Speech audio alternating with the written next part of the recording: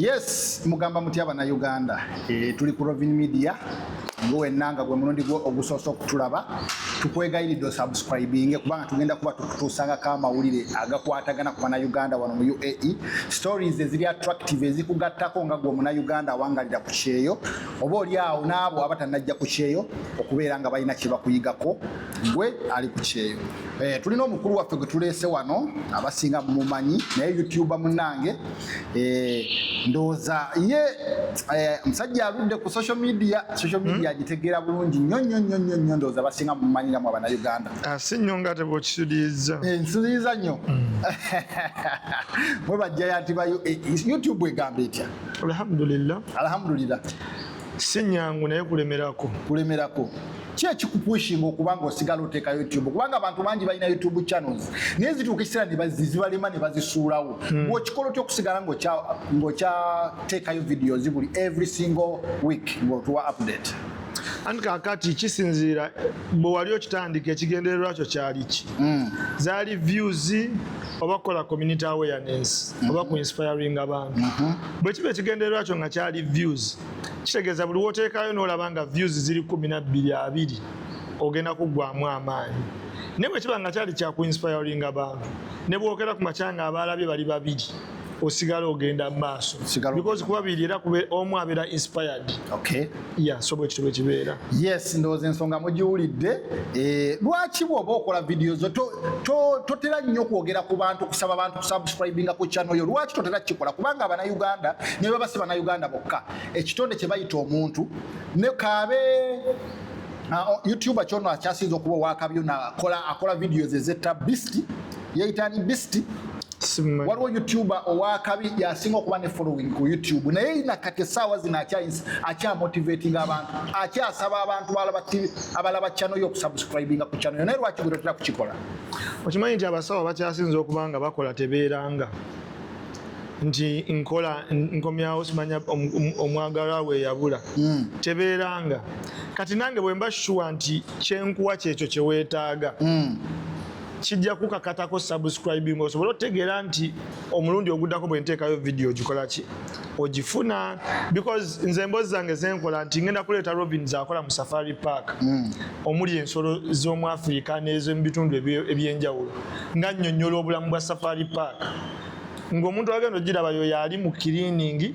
naye ng'ekirooto kye ayagala okufuna omulimu ogw'omu Safari Park kitegeeza bwe nnaakukyaza ne ŋŋamba nja kukomyawo omulundi omulala bw'anaamala olaba video alina okusubscribinga anyige ne notification because tayagala kumisinga lwe nnaaba nkoze eki lwe nnaaba nkuzizza wali owuliddeko omuntu agamba nti ekigambo subscription takimanyi taliyo buli muntu akimanyi maama nze buli muntu akimanyi abantu bangi nnyo boogamba subscription nga tamanyi kukyogera tamanyi kyekitegeeza subscription kitegeeza kimpulira aba YouTube batugamba tugende ku subscribing okusubscribinga kyeki bamanyi ekigambo kimu follow us oba likinga gye basinga okumanya bannange temunnumba nnyo naye nga kimulina okumanya nti kituufu abamu ekigambo ekyo tebakitegeera so obanga obajjukiza nosigala ng'obagamba nti musubscribinge munyige notification button oba oli awo aba akyali bw'ato n'alengera akagambo subscription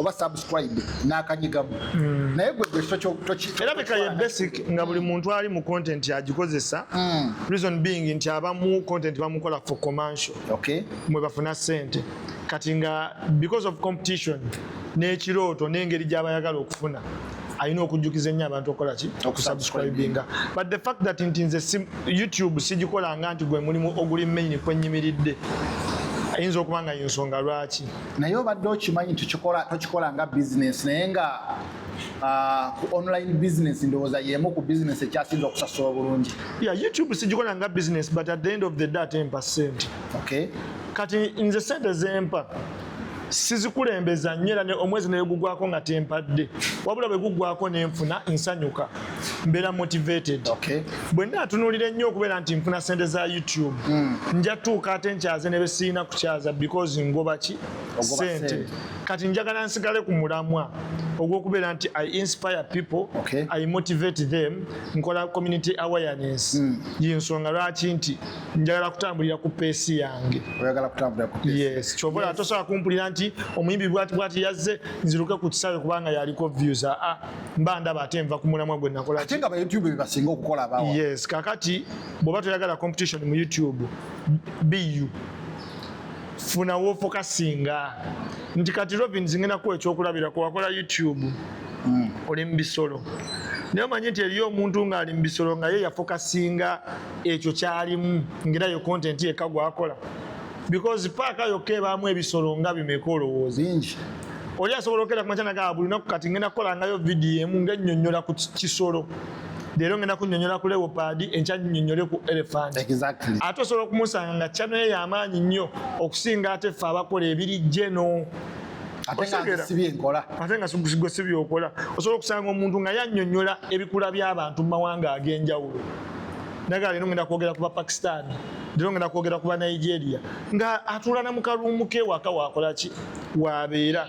Naye ate gwe ne weesanga nga gwe alina okutambula onoonya Abapakistan, onoonya Abanigeria, onoonya biki ng'okoowa nnyo ate nga ne channel ye etambula kitono. Bannange obubaka mubuwulidde mwe mwenna abasuubira okubeera ba content creator. Ndowooza mulina kye mumuyigiddemu omusajja ono. Dubai ekutwalaganya etya? Dubai alhamdulillah sigyevuma n'omulundi n'ogumu. However challenges zibaamu naye tolina wogenda kubeera nga tewali challenges. Buli wamu challenges weeziri. Bw'obeera ovudde ku bazadde abanzaala nsooka Katonda abazadde ne bakola ki? Ne baddako. Kati awo Dubai nja kugibalanga abazadde bange abookusatu ku nsi. Nga bazadde babokusatu. Because bampaniridde ebbanga. Yes, Dubai muno omulimu gw'okola ogwenyumiririzaamu era osobola okugamba abantu abatulaba. Yes, mu Dubai muno nze ndi kitunzi. Okay. Edduuka lyenkola mulitunda furniture litunda n'engoye. Ngwenyumirizaamu because nkola kyenjagala ate kyensobola. Nti bw'oba otunuulidde omuntu ali mu oba mu retail olina okuba nga olina talent mu kwogera. Yes. Ate ekyo kyensinga okutegeera. So kati kitegeeza nkola ekintu kyennyumirwa. Njagala nnyo okubeera n'abantu. Kati omuntu ali mu retail evo sinka n'abantu abapya. However banyiiza but zezo dynamics z'omulimu. Yes. Olyose n'oyogera ku nsonga y'okuba nti omuntu ali mu sales alina okuba ng'ayogera. Mu Dubai you have to convince the client to buy. Oyinza n'okuba nga oba oli awo n'ekifo ky'okoleramu kubanga okugeza bw'oba ogeze mu maduuka agali mu Mall of Emirates, amaduuka agali mu Dubai Mall, amaduuka agali osanga omuntu nga va ku bana ababeera mu buntu obutono bukiyosiki obutono naye bali ababeera mu gaduuka aganene osanga ng'omuntu nga n'okumukonvinsinga ng'olisiivinga abantu abazze ku window shopping nga bayinza okuba nga 95% nga bazze okugula bali babiri. Kati mugezi, do you convince the clients that are visiting your shops? Mu Dubai wano omuntu ogula ekintu nze nja kugamba for my experience omuntu akigula lwa nkonvisinga gy'omukonvisinze akigula lwa impression esooka gy'omulaze. Okay. Obadde okimanyi nti bakasitoma abajja okugula ebintu bye tutunda mu maduuka babimanyi nnyo n'okutusinga. Exactly, kituufu. Because omuntu agenda kujja agula essepiki etundibwa mu dduuka gy'okolera yagikozesa wabula gwe wakoma gisumulula n'ossaako ne price n'ogissa muki mu dduuka naye yayinza okujja nga azze eggula yakusatu. Okitegeera ng'ate naawe gwazze ogigulako alina amaduuka amalala g'amanyi gye bagitunda naye azze wano because olwa impression esooka gye yafunye ku review ng'akebedde ku Google ne impression emulagiddwa ku mulyango ng'ayingirawa mu dduuka. Kyova bagamba nti ebiseera ebisinga mu dduuka walina okubeerawo omuntu ali ku meet and greet abuuza awo abantu nga bayingira n'acreatinga first impression. Ndowooza omusajja mumuwulidde. Kati n'agula n'olwa promotion ebeekola ki eriwo naye tagula lwakuba nti oba omunnyonnyodde nti enesepiki mu munnyo. Aba asoose n'akebera ku Google n'alaba reviews complain ezigiriko. Okay. Oshegera kwegamba 90% agenda okuyingira ng'olwedde azze eggula. Abantu abakola mu sales balina bu commission bwe bafunayo nti wootunde nnyo. Wanze we nalikolera mu sales nali mu sales mu Uganda nga ntunda fridge, byuma bya disco, ntunda ma TV, ntunda biki. Naye nga bosi waffe asobola okujja n'atugamba nti omuntu omu bw'onkolera milioni 3 sente nyingi Uganda. Bw'onkolera milioni 3 ngenda kuwayo emitwalo 2. Ekintu ekyo weekiri wano mu Dubai nti no bw'oba mu sales n'otunda sente nyingi nnyo nga bakasitoma bayisemu ggwe babayo akasente ke bakwongerako ku salalewo. nina omuwala yanyumiriza ekintu naŋŋamba nti yali akola Uganda. Waliwo omuwala yaŋŋambye yali akola mu bondi e Uganda nga buli watunda emmoroka bamuwayo $5,000 nga gwe musaala gwe. Naye omuntu atunze emmoroka ya $2,300,000 bakuwa batya omusaala gwa $5,000 ng'era okuzifuna omala kutunda mmotoka. Kati mu Dubai wano weekiri ekintu ky'okuwa abantu commission naye si wonna, kisinzira amateeka ga kampani. Mulimu kampani ezimu nga bagenda kusasula nga bakuwa commission okusinzira ku ngeri gy'otunze, ne wabaawo ezimu ng'ogenda kufuna omusaala then bakuwe ne incentive singa munabeera mwakiiviize target. So kati bwe kityo mukitambula.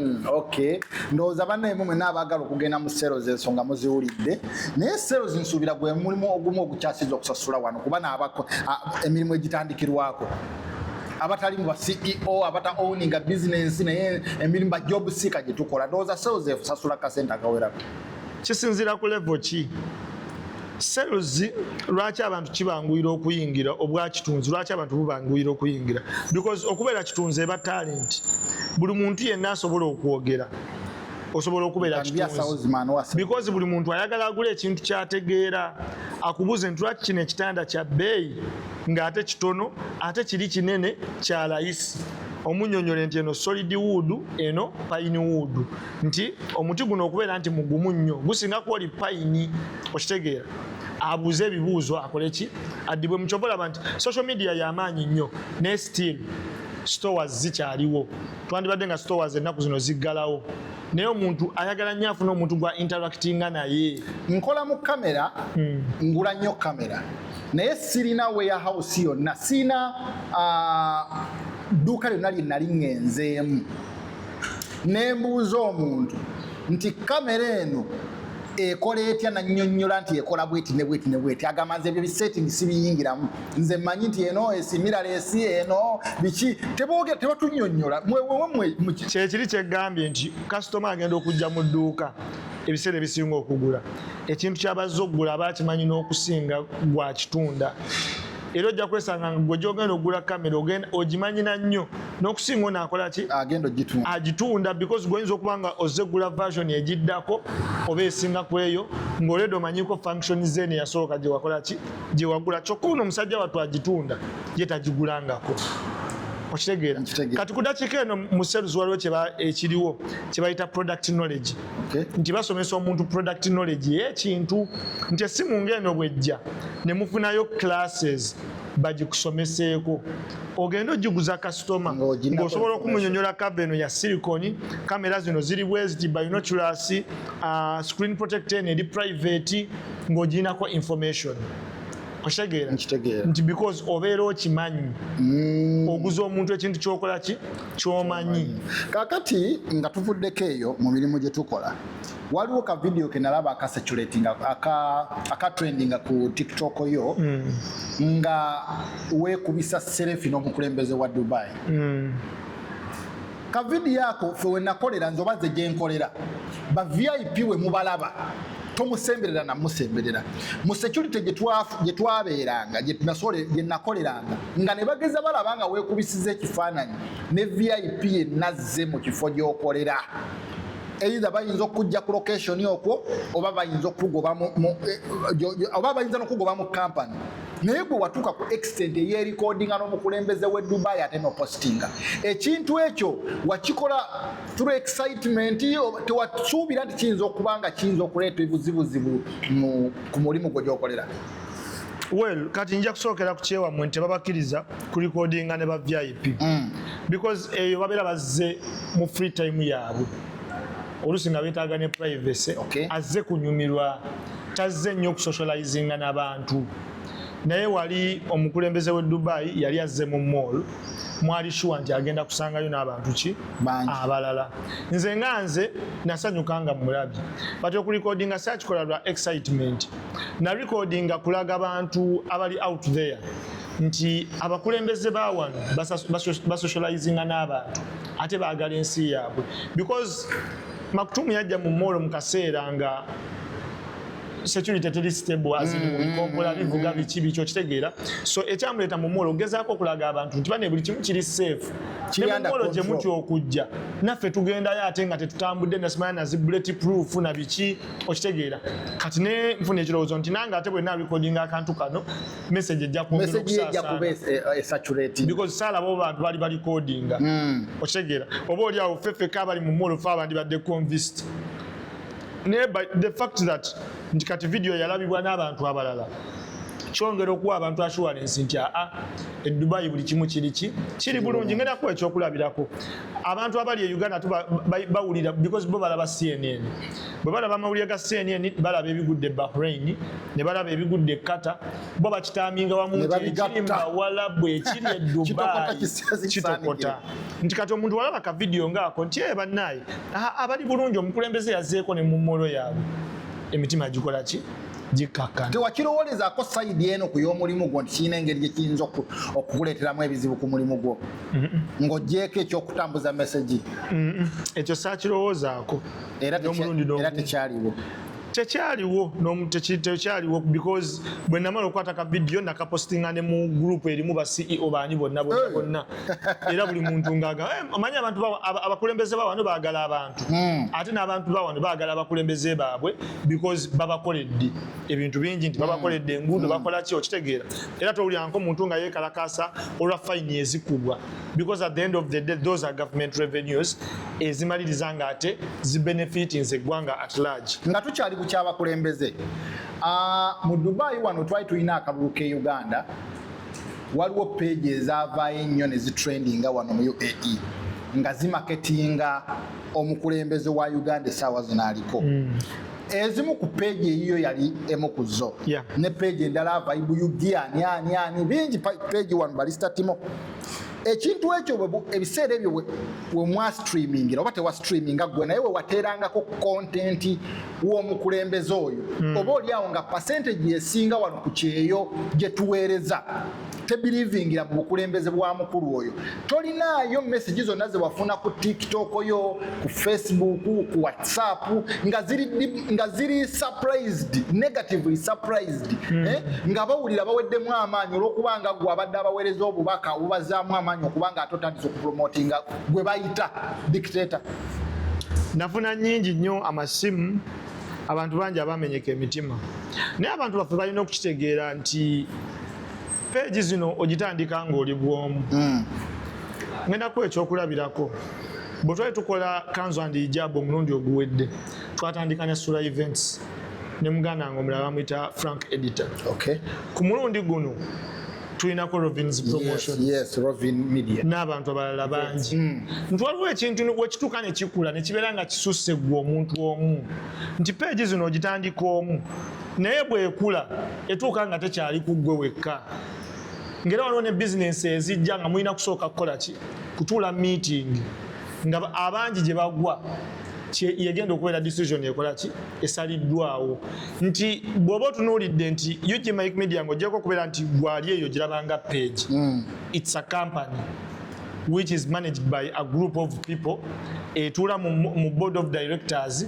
ne basalawo nti kati kino kyekigenda ku mpewo kino tekigenda nti essaawa eno operatinganga media team oba nga company at the end of the day eyeetaaga funds okukola ki okugibeezaawo nti ebaako ebintu byekola nti kati ngenda kuwa example nga project eyo nti project eyo teya broadcastingibwa kubeera nti tulaga nti wano wetugwa nti oba wano wempagira ya broadcastingibwa nga wolaba business nga wonoolaba omusawo wa NUP bwe banaamuleetera omulwadde nga wa NRM n'afaayo nnyo okulaba nti akola ki nti awona okyagera kyengezaako okunyonyola so mu mbeera bwetyo bukyali omusajja mumuwulidde mu mwenna abali ku Rovin Media mbasaba musubscribing ku channel yaffe ekule target yaffe okumalako omwezi kuno nga tuwezezza abasubscriber 1000 tukyabanoonya okitegeera naye bawulira bangu si bangu tujja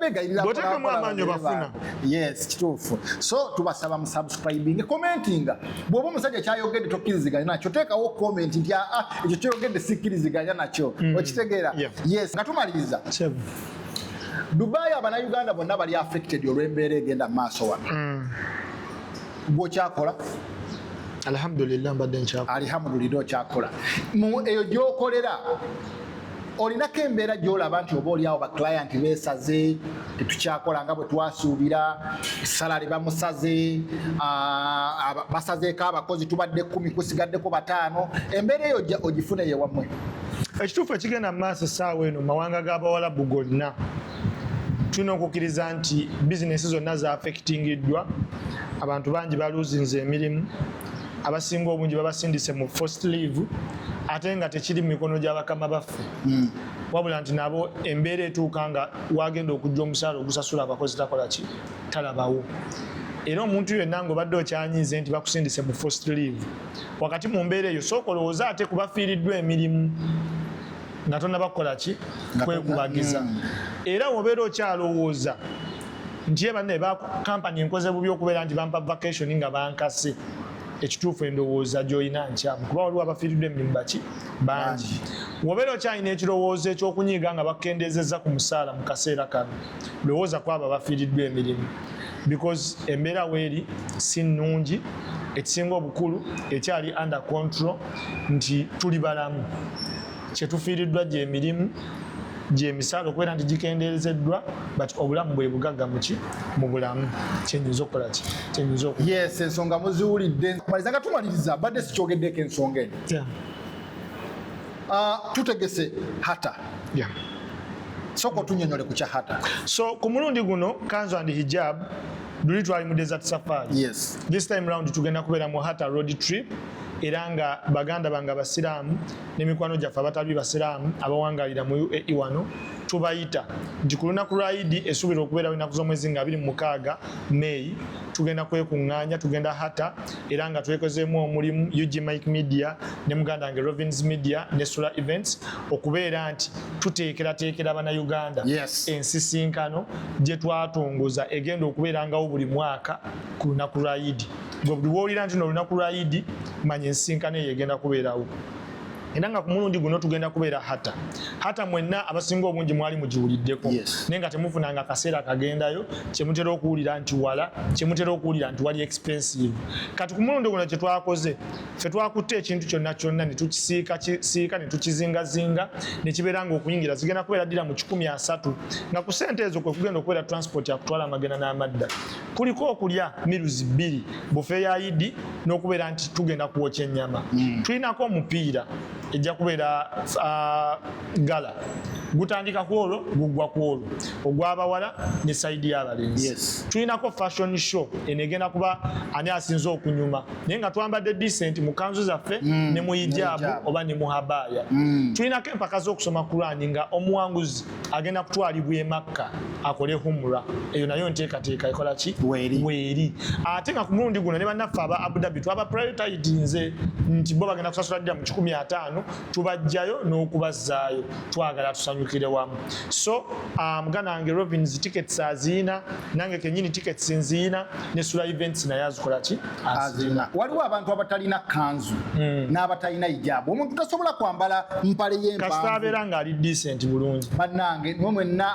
question ezo mbadde nzifuna nyingi nnyo nga baŋŋamba ffe tulina hijabu katusooke tugende tugule hijabu tulyoke tugende mu hata kakati omukulu mumuwulidde nga bwe tutegeka ekintu akugambye bw'oba olina empale yo mpanvu ng'ekoma ku bigere n'obeera ne saati eri decent bulungi nnyo gyambale ojje tugende mu hata tour eriyo activities nyingi zatamenye eriyo activities ezitugenda kulinnya ku lusozi waggulu ku top gy'obeera ng'olaba hata yonna jjukira ku lusozi olwo oba olaba n'ekiriwa ekiri Oman yes eriyo kye bayita ziplining awo ekifo ekyo bakiyita hata outdoor eriyo activities nyingi zi fountain z'amazzi bino waliwo water flows ezo zino z'otula ku bipiira ne bikuvuga waliyo hata dam waliyo activities nyingi tugenda samba omupiira tugenda kunyumirwa tugenda kubaka akasawo bakaterezezza buli kimu kigenda kubeera mulaala guys lira mu 13 tiketi nzirina Mr. Rovin omukulu azirina